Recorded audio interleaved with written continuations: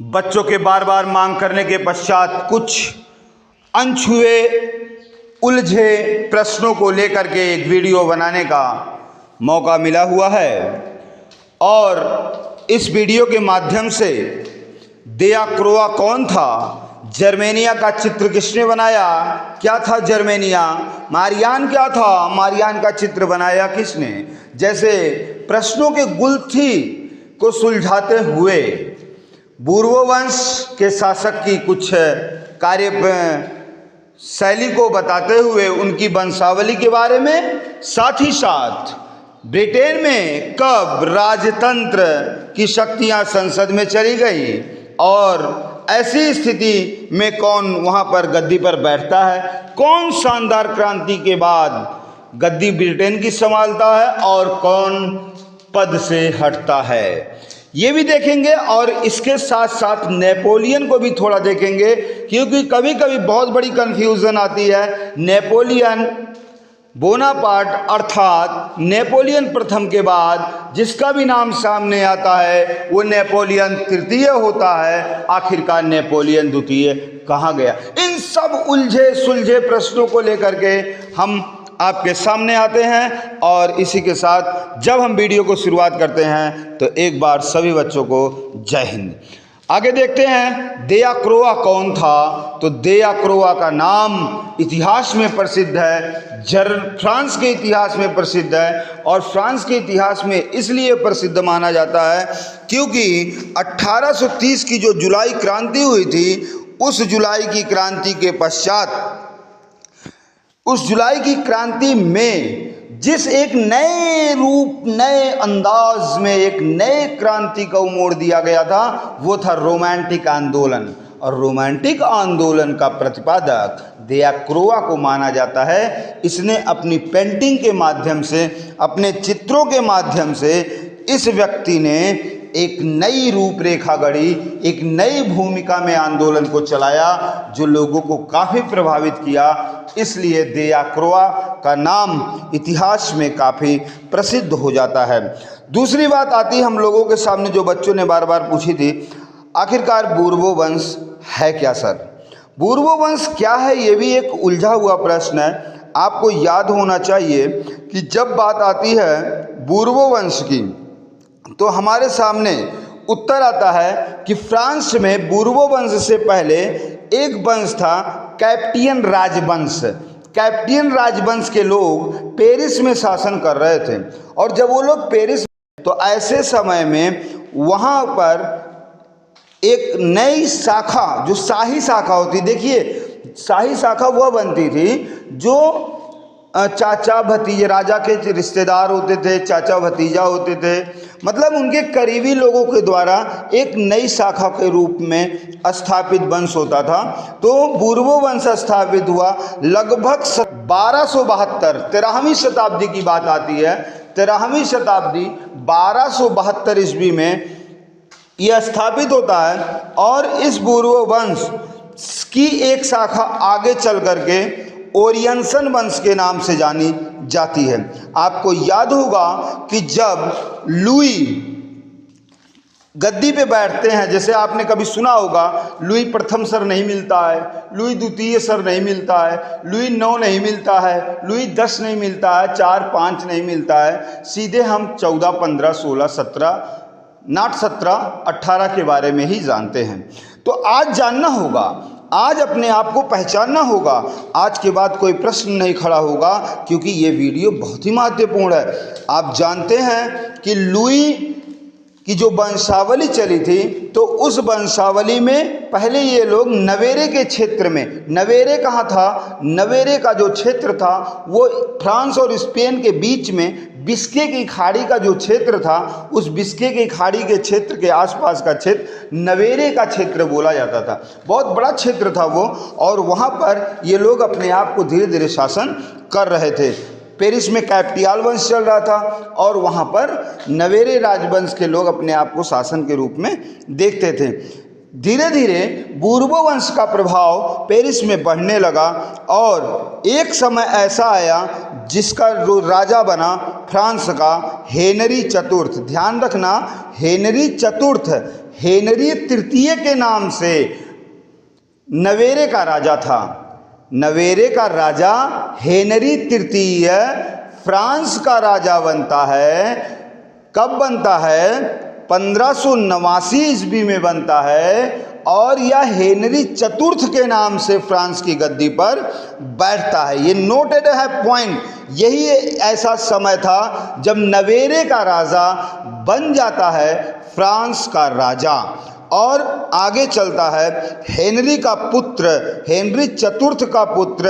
एक बात और बताना जरूरी है, हेनरी चतुर्थ के नाम से कई जगह अलग अलग राजा हुए हैं। इंग्लैंड में भी लगभग 13वीं शताब्दी 12वीं शताब्दी में भी इंग्लैंड का राजा हेनरी चतुर्थ हुआ था और वो बहुत प्रतापी था। और उसी के नाम पर फ्रांस में भी हेनरी चतुर्थ, जो 1589 से 1610 ईस्वी तक फ्रांस की गद्दी पर शासन करता है, वह हेनरी चतुर्थ का पुत्र लुई 13वां रहता। अब लुई 12 कहाँ गए? कहाँ गए? लुई 11 कहाँ गए? Louis 10, Louis 9। तो ये लोग जो शासन किए थे ना, वे नवेरे क्षेत्र में किए थे। नवेरे का जो क्षेत्र अभी मैंने आपको बताया पीछे, कहाँ था? स्पेन और फ्रांस के क्षेत्र के बीच में बिस्के की खाड़ी के आसपास का जो क्षेत्र था वो नवेरे का क्षेत्र था। तो नवेरे में वो लोग शासन किए थे। लुई 13वां नाम का व्यक्ति गद्दी पर बैठता है 1610 ईस्वी से 1643 ईस्वी तक, 43 तक हेनरी चतुर्थ का पुत्र लुई 13वां बन जाता है। आगे 1643 ईस्वी में जब लुई 13वें की मृत्यु हुई तो लुई 14वां गद्दी पे बैठता है। 1715 ईस्वी तक गद्दी पर रहता। सोचने वाली बात है। और आप ये भी जानिए कि जब ये लगभग 8 वर्ष का बालक था तभी ये फ्रांस की गद्दी पर बैठ गया था। लगभग कहा जाता है कि यूरोपीय इतिहास में सबसे ज़्यादा अगर किसी ने शासन किया था तो वो लुई 14वां था। जब 1661 में इसके प्रधानमंत्री कैसलरे की मृत्यु हो गई तो प्रधानमंत्री की भी शक्तियां अपने हाथ में ले लिया और घोषित कर दिया कि आई एम ए स्टेट, मैं ही राज्य हूं। लुई 14वां का स्टेटमेंट एग्जाम में काफ़ी आता है कि मैं ही राज्य हूं। किसका कथन है? तो लुई 14वें का कथन है आई एम ए स्टेट। तो 1643 से 1715 तक लगभग मुझे जहाँ तक लगता है कि ये एक लंबा समय है। और लगभग कहा जाए अगर तो 71 से 72 वर्ष का जो समय ये माना जा रहा है, ये बहुत ही लंबा इतिहास में शासनकाल का समय है। लुई 14वें का पुत्र बनता है गद्दी पर 1615 से 1774 तक, मतलब जब अमेरिका की क्रांति शुरू हुई से 1773 में, तो लुई 15वां वहाँ का शासक फ्रांस का था। लुई 15वां का पुत्र लुई फर्डिनेंड लुई 15वां का पुत्र था। लेकिन अफसोस कि लुई 15वें के काल में ही इसकी मृत्यु हो गई। और जब मृत्यु हो गई ये व्यक्ति गद्दी पर फ्रांस के नहीं बैठ सका। लेकिन इसकी जो महत्वाकांक्षा थी गद्दी बैठने की, राजा बनने की, वह उसके पुत्रों द्वारा क्रमशः जो 3 पुत्र थे उसके, उन पुत्रों के द्वारा पूरी की गई। आगे देखेंगे लुई 16वां का जो शासनकाल होता है, जिसके समय में फ्रांस की क्रांति 1789 की होती, जो लुई 15वें का पोता था, अर्थात फर्नांडेंड का पुत्र था। लुई 18वां भी लुई 15वें का पोता था। अब प्रश्न खड़ा होता है 17 कहाँ है? तो ध्यान रखिए, लुई जो 17 था वो लुई 16वें का पुत्र था। लेकिन फ्रांस की क्रांति के दौरान जब फ्रांस में गणतंत्र स्थापित हो गया 1792 ईस्वी में, और 1793 में लुई 16वें को फांसी दे दी गई। जब फांसी दे दी गई तो राजतंत्रवादी के समर्थक लोगों ने लुई 17 को अपना राजा स्वीकार किया, लेकिन फ्रांस में गणतंत्र स्थापित हो गया था, इसलिए वो आधिकारिक तौर पर राजा नहीं माना गया। इसलिए कभी इतिहास में लुई 17वां का नाम अंकन में नहीं मिलता है। फिर भी राजतंत्रवादियों के द्वारा, जो राजतंत्र के समर्थक थे, उनके द्वारा राजा माना जाता था, लेकिन इसकी आधिकारिक कोई घोषणा नहीं हुई थी, क्योंकि फ्रांस में आतंक का शासन चल रहा था। आखिरकार 1795 में मात्र 10 वर्ष की आयु में लुई 17वें की मौत हो गई थी। 1795 में उसे मार दिया गया था और इस तरह लुई 17वें का जो जीवन काल है, संपूर्ण जीवन काल वो 10 वर्ष का है। और 1791 में 91 में उसे लुई 14वें की उपाधि, लुई 17वें की उपाधि मिली थी। ये भी आगे चलते हैं। फिलहाल अगर हम लोग देखें, क्या देखें, तो ये लुई 16वां, लुई 18 और चार्ल्स 10 ये लुई 15वें के पोते थे, जब लुई 17वां किसका पुत्र था? लुई 16वें का पुत्र था। कंफर्म, डन, बनते हैं। तो लुई 16वें का जो काल था वो 1774 से 1793 था, और लुई 18वें का जो कार्यकाल था वो 1814 से 1815 तक 10 माह के लिए था। फिर 1815 से 1824 ईस्वी तक पुनः वह गद्दी पर बैठता है और शासन अपना करता है। 1824 में उसकी मृत्यु के पश्चात उसका भाई चार्ल्स 10 गद्दी पर बैठता है, जो 1830 तक शासन करता है। बोरबन वंश अर्थात बूर्बो वंश का अंतिम शासक के रूप में शासन चार्ल्स 10 ने किया 1830 ईस्वी तक। तत्पश्चात ओरियनसन वंश की स्थापना, जिसकी स्थापना फिलिप प्रथम ने किया था, उस ओरियनसन वंश का प्रथम राजा, ध्यान रखना, लुई फिलिप बनता है। लुई फिलिप कौन था? तो लुई फिलिप फ्रांस की क्रांति में 1830 ईस्वी में जुलाई क्रांति के उपरांत एक फ्रांस का राजा के रूप में स्थापित होता है, जो 1848 तक शासन करता है। वह लुई फिलिप को नागरिक राजा बोला जाता। फ्रांस का नागरिक राजा कौन था? तो लुई फिलिप को बोला जाता है। ये ओरियनसन वंश का शासक था, और ऐसा कहा जाए कि राजतंत्र का अंतिम, फ्रांस के राजतंत्र का अंतिम राजा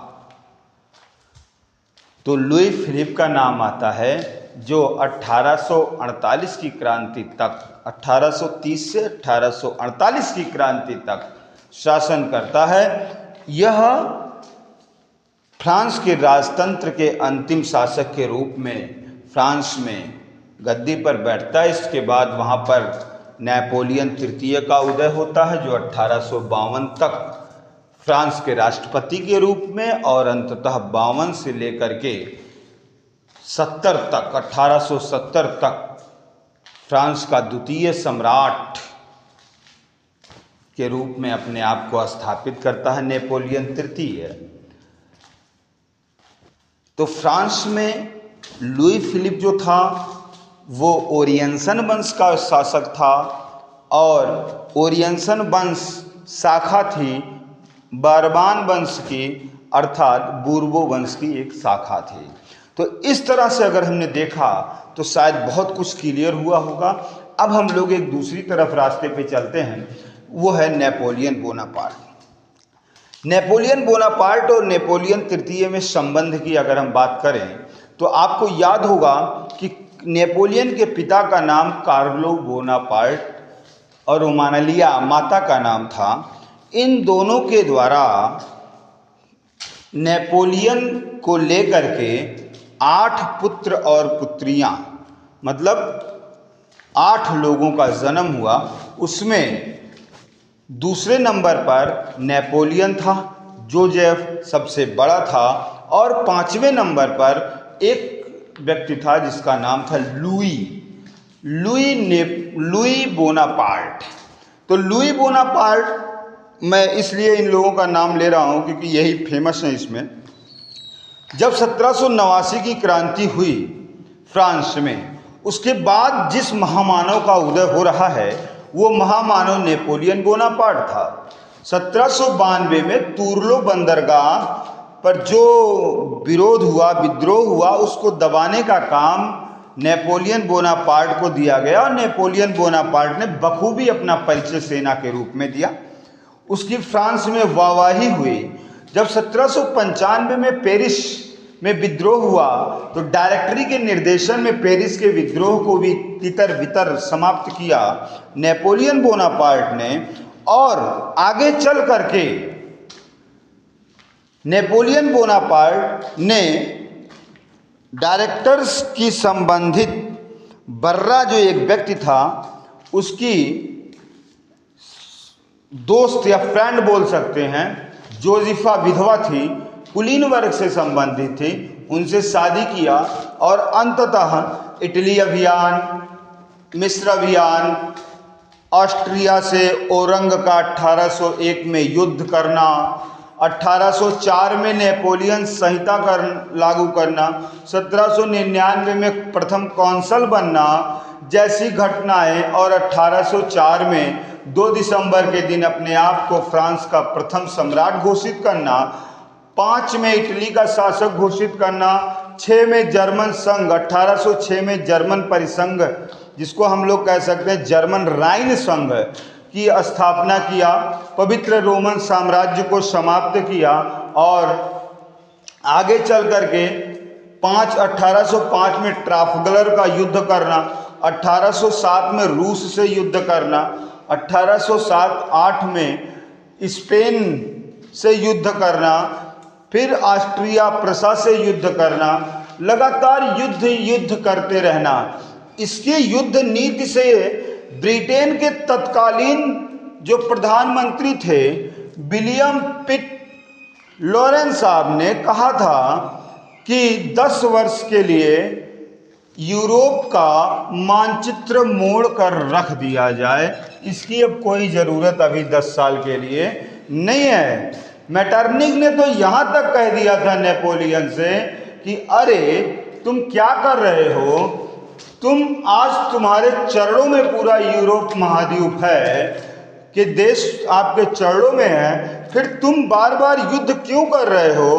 तो उसने यही कहा था कि यूरोप में अधिकतर जगह राजतंत्र है और मैं युद्ध से ही जन्मा हूँ और युद्ध करना मेरा परम कर्तव्य है। जिस दिन मैं युद्ध हार जाऊंगा या जिस दिन मैं युद्ध नहीं करूंगा ये जनता मुझे अस्वीकार कर देगी। फिलहाल नेपोलियन को हम ज़्यादा डिस्क्राइब नहीं करेंगे। 1813 में लिप्जिंग में उसकी हार होती है। आपको याद होगा कि 1798, 1805 में भी उसकी हार हो चुकी थी। तो 1813 में प्रसा, ऑस्ट्रिया, इंग्लैंड, रूस की सेनाएं उसे घेर लेती हैं, तो लिप्जिंग में उसकी हार होती है और उसे भेज दिया जाता है अल्वा द्वीप में। 1815 में वो पुनः आता है फ्रांस में, लेकिन उसे कुछ ही समय बाद जून में पुनः पराजित करके वाटरलू के मैदान में सेंट हेलेना द्वीप भेज दिया जाता है, जहाँ पर उसकी 5 मई 1821 में मृत्यु हो जाती है। अब ये 1821 तक तो कहानी समझ में आ गई, लेकिन अब नेपोलियन द्वितीय कहाँ गया। तो याद रखना कि 1811 ईस्वी में जब नेपोलियन को एक पुत्र की प्राप्ति हुई थी जिसका नाम चार्ल्स नेपोलियन था। चार्ल्स नेपोलियन जो जन्म से ही रोम का शासक माना जाता था, रोम का राजा माना गया, और 1832 में उसकी मृत्यु हो गई। ये समय ऐसा था इन दोनों के मध्य जब नेपोलियन अपनी पराजय को झेल रहा था और फ्रांस में पुनः राजतंत्र स्थापित हो गया था। तो ऐसे समय में वह अपने आप को बहुत ही संघर्ष करते हुए अपने आप को फ्रांस पर कभी कब्जा नहीं कर सका और ऑस्ट्रिया की मदद से अपने जीवन को निर्वाह करने लगा। गद्दी पर नहीं बैठा था, इसलिए उसका इतिहास शून्य हो जाता है। मारिया लुइस हैं, जो ऑस्ट्रिया के राजा फ्रांसिस प्रथम की पुत्री थी, 1810 में नेपोलियन से दूसरी शादी करती हैं। नेपोलियन बोनापार्ट और मारिया लुइस की संतान था नेपोलियन द्वितीय।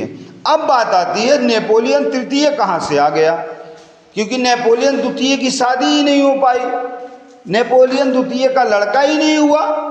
अगर लड़का होता तो उसकी शादी मानी जाती, उसकी शादी मानी जाती अगर उसको लड़का हुआ होता, लेकिन ना शादी हुई ना बच्चे हुए, तो फिर नेपोलियन तृतीय आया कहाँ से।